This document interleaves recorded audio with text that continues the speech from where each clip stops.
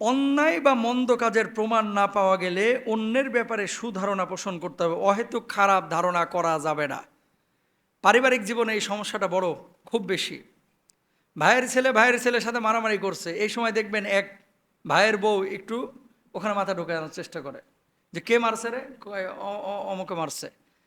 দোষ কার এটা বিচার বিশ্লেষণ না করে হুট করে একটা কমেন্ট করে ফেলে, সন্দেহ করে ফেলে। একটা মোবাইল হারায় গেছে, আরেক ভাইয়ের ছেলেকে সন্দেহ করতেছে।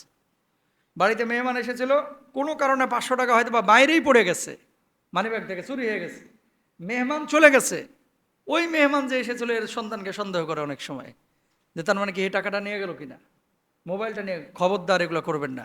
শোনেন, ইসলামী শরিয়ায় বলা হচ্ছে, কোরআনুল কারিমে বলা হচ্ছে, ইন্না বাদা যন্নি ইসমুন, অধিকাংশ ধারণা যা আমরা করে থাকি এগুলো পাপ। বুঝছেন, মানুষের ধারণা অধিকাংশ সময় এমন ফিতনা বাড়ায় যে পরিবার ভেঙে ফেলে। এই ধারণা থেকে সমাজ ভেঙে যায়, এই ধারণা থেকে রাষ্ট্র পর্যন্ত হুমকির মধ্যে পড়ে যায়, ঠিক কিনা? সুতরাং খবরদার কখনো কাউকে সন্দেহ করবেন না যতক্ষণ পর্যন্ত না ধরতে পারছেন। স্পেসিফিক যদি দেখেন যে আসলে এই কাজটা সেই করেছে, তাহলে আপনি ধরেন, না হলে কাউকে সন্দেহ করবেন না। মনে রাখবেন, আজকে একজনকে নিয়ে আপনি সন্দেহ করছেন না, কালকে আপনাকে নিয়ে একজন সন্দেহ করবে, আপনার ছেলে মেয়েকে নিয়ে সন্দেহ করবে। এটা আল্লাহর পক্ষ থেকে, ঠিক কিনা? সুতরাং আরেকজনের সম্মান হানি হয় এরকম কোনো কাজ আমরা কখনো করব। যৌথ জীবনে যারা আছেন, আপনারা যৌথ পরিবারে, এই প্রবলেমগুলো, আপনাদেরকে একটা কথা বলি, যৌথ ফ্যামিলিতে যারা আছেন এই প্রবলেমগুলো তারা বেশি ফেস করেন। যৌথ ফ্যামিলি একদিক থেকে খুব ভালো, একদিক থেকে খুব খারাপ। ভালো কোন দিক? বিপদ আপদে সহজেই ভাইদেরকে পাওয়া যায়, ভাবিদেরকে পাওয়া যায়। ভালো কোন দিক? এক পাতিলে রান্না হচ্ছে, সবাই ভাগ বাটোয়ারা করে খাওয়া যায়। ভালো কোন দিক? একসাথে চললে হৃদ্যতা, পারস্পরিক সহযোগিতা, সম্প্রীতি এটা বাড়ে, খুব ঠিকই আছে। ভালো কোন দিক? বাপ মাকে টেক কেয়ার সবাই সমভাবে করে। খারাপ কোন দিক? মারামারি বেশি হয়। কথা বলেন না কেন? মারামারি, পার্সেন্টেজ হিংসা বেশি হয়। ভাইদের মধ্যে না থাকলেও ভাবিরা রাত্রিবেলায় শুয়ে কুতুর কুতুর ঠিকই বলে, কিন্তু যে বাজার আর কয়দিন করবা, আমার কি কোনো ফিউচার নাই, আমার কি কোনো ভবিষ্যৎ নাই, আমার ছেলে মেয়ের কি কোনো ভবিষ্যৎ নাই, এরকম বলে কি বলে না?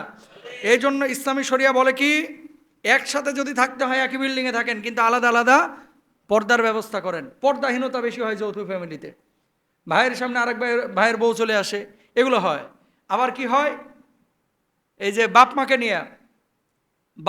নিয়ে আপনার একজন দেখা যাচ্ছে খুব বেশি খেদমত করতেছে, আরেকজন মোটেও খেদমত করতেছে না, এগুলো হয়ে থাকে সাধারণত। পর্দাহীনতা, তারপরে দিনহীনতা, ভাইদের মানে সন্তানদের মধ্যে গ্যাঞ্জাম হয়, গ্যাঞ্জামের পরে এই গ্যাঞ্জামটা আবার বউদের মধ্যে লাগে, এই বউয়ের গ্যাঞ্জামটা আবার ভাইদের মধ্যে ইফেক্ট করে।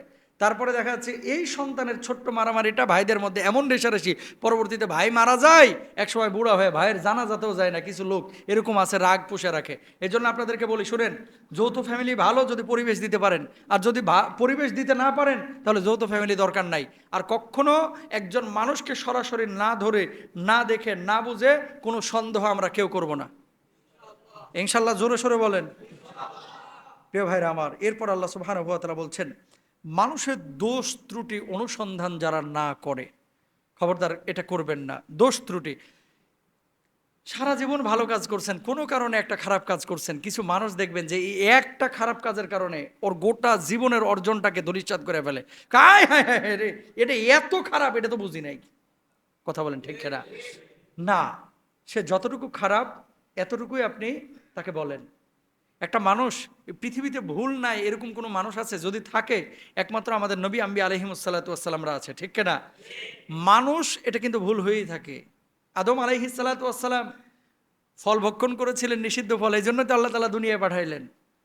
মানুষ, নিসিয়ান শব্দ থেকে এই যে নাস শব্দ, নাস নাস শব্দটা তো মানুষ, এটা মূল, এর অর্থ হচ্ছে ভুল, ভুল। তো মানুষ মাত্র ভুল হয়েই থাকে। পৃথিবীর প্রত্যেকটা মানুষ কিন্তু আমরা ভুলের মধ্যে আছি, কেউ কম, কেউ বেশি। কিন্তু আমাদের মানুষের একটা নেচার হচ্ছে, অন্যের ভুলটা আমরা খুব বড় করে দেখি, কিন্তু নিজের ভুলটা অত বড় করে আমরা দেখি না। এই জন্য সবসময় অন্যকে শুদ্ধ করতে না চেয়ে আগে নিজে পরিশুদ্ধ হন, নিজের থেকে পরিবর্তনটা শুরু করেন। নিজের থেকে যদি পরিবর্তন শুরু করেন, অটোমেটিক সব কিছু এমনিতে শুদ্ধ হয়ে যাবে, ইনশাল্লাহ। বলেন না? আল্লাহ তৌফিক দান করুক, আমিন বলেন। এরপর আল্লাহ সুবহানাহু ওয়া তাআলা বলছেন, অন্যের অনুপস্থিতিতে তার সমালোচনা করা যাবে না। ওয়ালা ইয়াক্তাব বা'দুকুম বা'দা আইয়ুহিব্বু আহাদুকুম আইয়াকুলা লাহমা আখিহি মাইতান ফাকারিতুম। তাদের মানে কেউ কি তোমাদের মধ্যে এমন আছো যে তার মৃত ভাইয়ের গোশত খাইতে পছন্দ করো? এরকম তো কেউ নেই। সুতরাং আমরা কেউই তার মৃত ভাইয়ের গোশত খেতে পছন্দ করি না। আমরা আমাদের ভাইদের পছন্দ যেহেতু গোশত খাইতে করি না, সেহেতু আমরা গীবত পরনিন্দা কেউ করব। আপনার সামনে কেউ যখন আরেকজনের ব্যাপারে গীবত করবার, গলাটা চেপে ধরবেন, টুটি চেপে ধরবেন। কেন? আজকে আপনার সামনে আরেকজনের গীবত করতেছে, এটা কিন্তু এই লোকটাই কিন্তু আরেকজনের সামনে আপনার গীবত করবে। যে মানুষটা আপনার ব্যাপারে আরেকজন মানে গীবত করে, আপনার সামনে আরেকজনের গীবত করে, সে মানুষটা আপনার গীবত আরেকজনের সামনে করতে পারে। এটা কিন্তু খেয়াল রাখবেন। সবাই বলেন ইনশাআল্লাহ।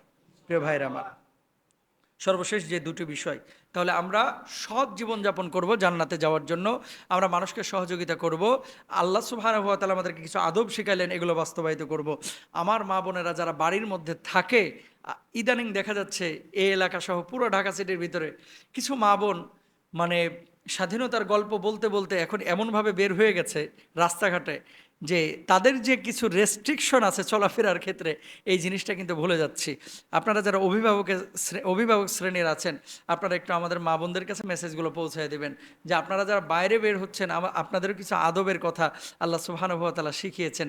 ওয়াকুল্লিল মুমিনাতি ইয়াগদুদনা মিন আবসারিহিন্না ওয়া ইয়াহফাযনা ফুরুজাহুন।